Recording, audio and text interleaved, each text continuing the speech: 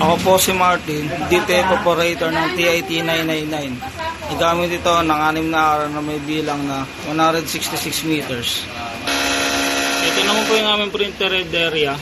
Ang uling palit po ng color dot white noong November 29 last year. Ito naman po yung aming cupping na may 100% good condition.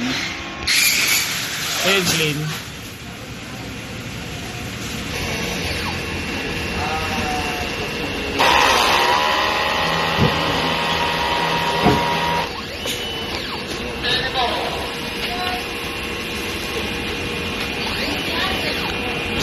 Punasan ng water after head clean. Nozzle check. Ito po, doon naman po sila lahat.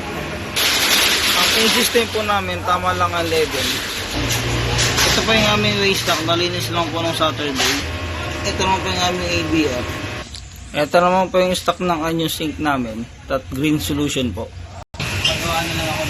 DTF powder at DTF pin. Ito naman po yung aming weekly physical inventory report. Updated. Consumables withdrawal. Updated din po. Daily output record. At DTF monthly checklist. Yun lang. Maraming salamat po.